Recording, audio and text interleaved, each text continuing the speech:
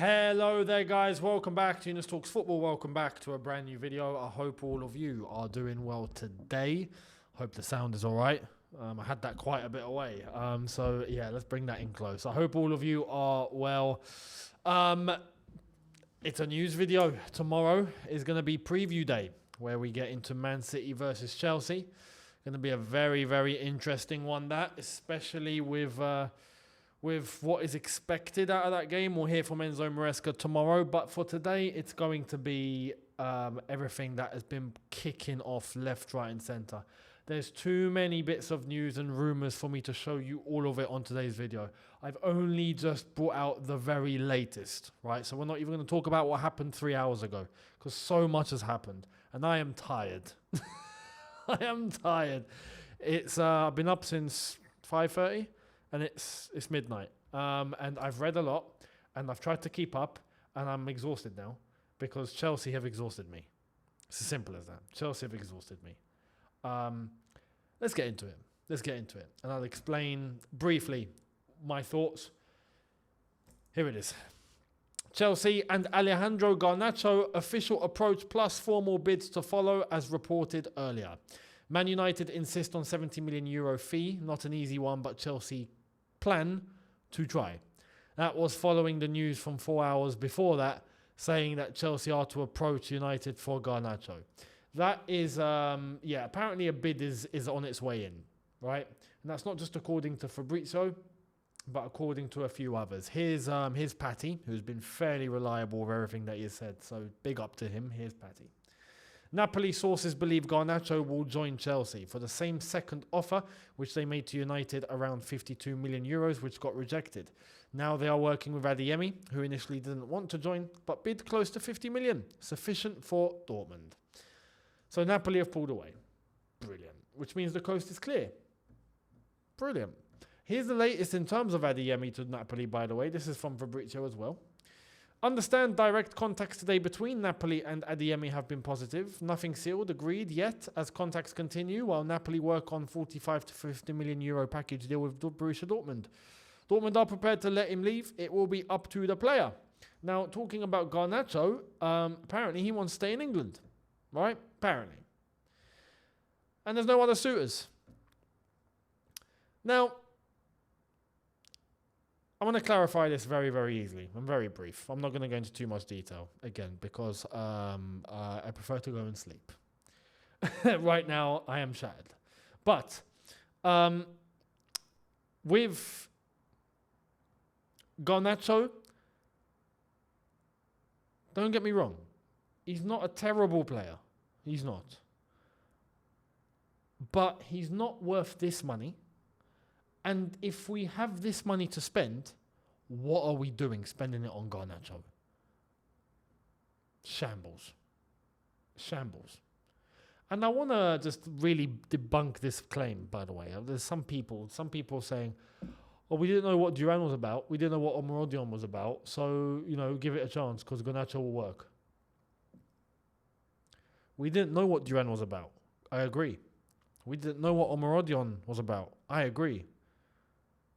We bloody know well what Garnacho's about. We've been seeing him for 3 years in the Premier League for Manchester United.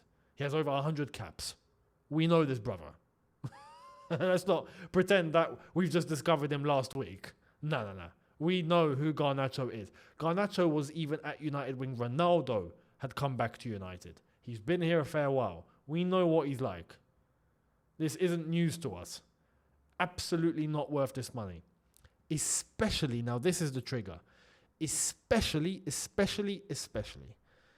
whilst we've got other priorities that need attention. So we've got the money to spend, right? That's not an issue because clearly we've got the money. We need to address the midfield situation. Yeah, forget that. And we're not even going to recall anyone. We need to address the striker situation.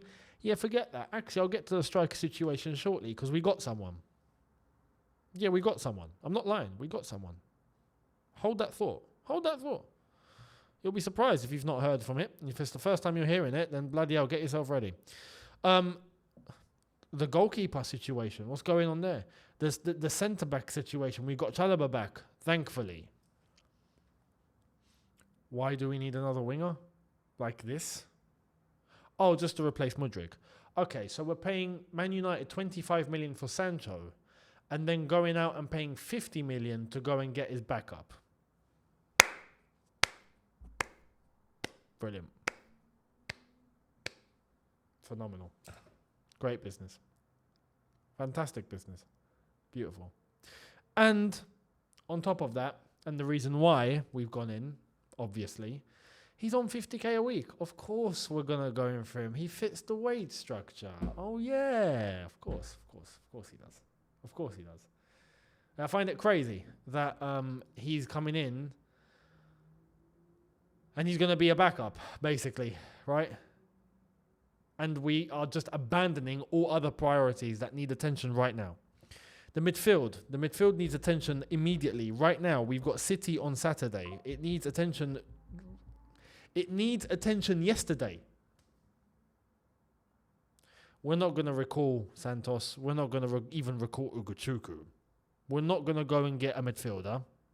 We're just going to let Caicedo die. Good plan. Good plan. But there's more to this United story which is starting to meet the eye. The Telegraph, Manchester United have admitted that they are at risk of breaching profit and sustainability rules if they do not cut their losses and have left the door open to ticket price rises next season. This was in response to a letter for the 1958. If you're aware of the 1958, they are a very, very tight, hardcore Man United supporters group that go way back. And tons of heritage there in terms of Man United supporters. If you're a United fan, I'm guessing you'd know. And United responded to them about their concerns with Man United and the way that it's being run and their decisions and what's going on at the moment. And they've basically just gone, yeah, no, mate, we're going to have to cut because, losses and PSR. I want to put this to the jury. Are we bailing Man United out?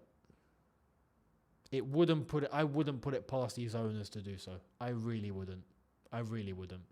When Man United came in for Mason Mount and gave us 60 mil, they done us a favour. Are we doing them a favour? Is that what all this is about? We're doing them a favour.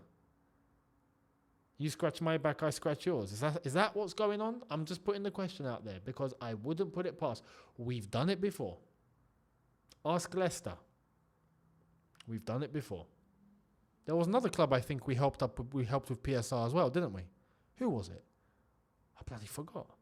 But yeah, we've helped a couple in terms of PSR.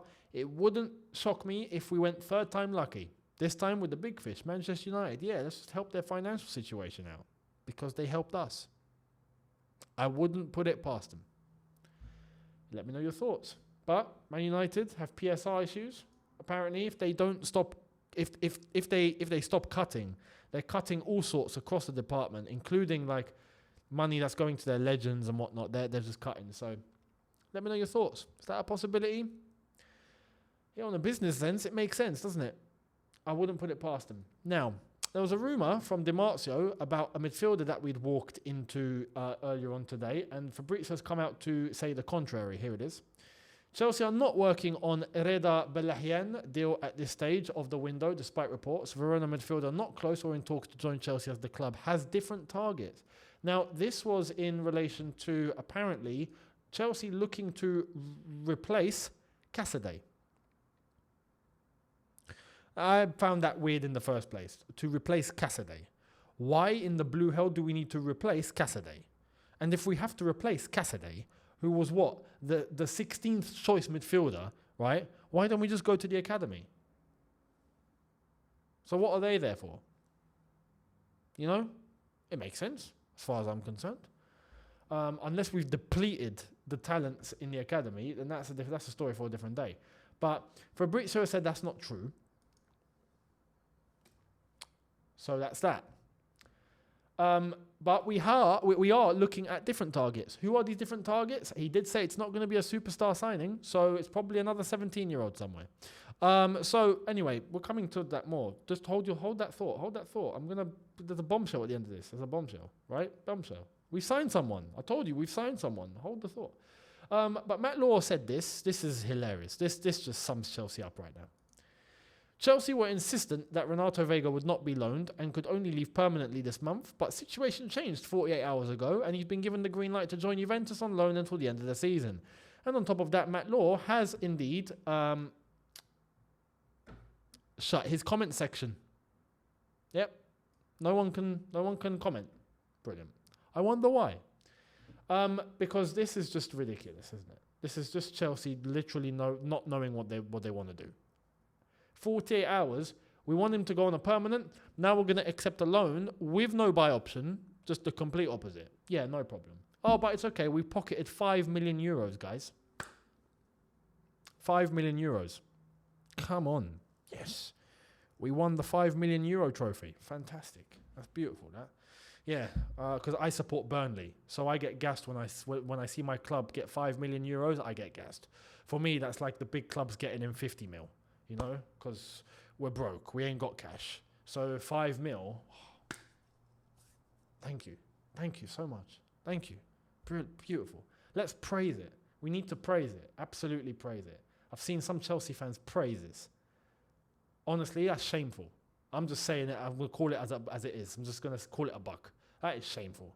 To praise that is shameful. You can praise other things, yeah? Go for it. But that, we got 5 mil. On a loan fee, we're praising that. Oh my God. Oh my God. Wow. How the mighty have fallen. And let's move into this because the PR has failed, clearly.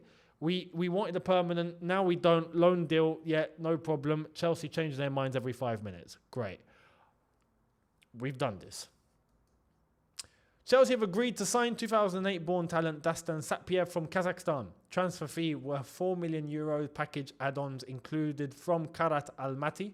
Record transfer for Kazakhstan League as Dastan will join Chelsea on a 5-year deal plus 1-year option when he turns 18. Listen, Matisse, I don't know what you brought back, mate, but we went to Almaty and just literally picked up a 16-year-old. We played Astana and we picked up a 16-year-old. Now, to put some context, let's put some context. He's been on trial at Chelsea for 3 months. Chelsea have liked what they've seen and they've decided to give him a deal. Now, he's 16. He will begin in 2 years' time when he turns 18. Okay. Now, so far, I'll be honest, there's no issue because clubs do this. I've got one problem. Why is Fabrizio Romano letting the world know about this? A 16-year-old that was on trial in Kazakhstan. And we're announcing it like we've signed, I don't know, Nico Williams. Or we've signed, I don't know, Kvaratskhelia. Or Lamine Yamal. What's going on here? What is this? This is Chelsea wanting to get this out. If not, Fabrizio wouldn't have said it. And this is where I want to end, and I think it's an important point. Everything that we're hearing, that we get, that we're fed, is something that Chelsea want out there. If Chelsea don't want something out there, you won't hear about it. Because they've got all of these guys literally at the bottom of their thumbs, ready to press. If they want someone to say something, press. Speak. If not, you won't hear anything. And I'll give you an example. Let me tell you this and you're going to understand. Anyone heard about Mudrik's B sample? How long has that been? It's funny that. Because in the world of boxing, when they got a look at B samples, that gets announced within days. It's been a month since we've heard about Mudrik and the B sample. I wonder why. We all know it's positive. Let's not kid ourselves. Chelsea are just preparing the scene and getting everything ready, and they want to make everything look like it's not as bad as it seems and all of that. Yeah, PR. Paint the PR. One more time. They'll probably announce it after Garnacho gets comes to the club. Once Garnacho is announced, is agreed, all of that, then we'll hear about Mudryk. Once everyone will forget about Mudryk, everyone's focused on Garnacho. Oh yeah, Mudryk. Oh, it's not a big deal. It's fine. Anyway, we've got Garnacho. If Chelsea don't want info out, you won't hear it. You won't hear it. If they want it out, everyone will start sending briefs. This is how we're being run. It's shambles. And we're getting fed PR on a 16-year-old. I wish him luck. Good luck, mate. Welcome to Chelsea. I hope you bang it in 2 years' time as an 18-year-old. But what is this? What is this? Whilst Caicedo is left to die against Manchester City on Saturday, yeah? Beautiful. Whilst Nico Jackson's the only striker we have. Nice. Mark Hughes the alternative, but really? We're going to rely on an 18-year-old? Oh, but don't worry, we're announcing 16-year-olds. I'm done. I'm going to go to bed. I'm tired. I'll see you lot tomorrow. Subscribe, notification bell on. You'll get more energy from me tomorrow. But have a good one, people. Let me know your thoughts in the comments. See you on the preview. Take care. Arrivederci. It's time to sleep.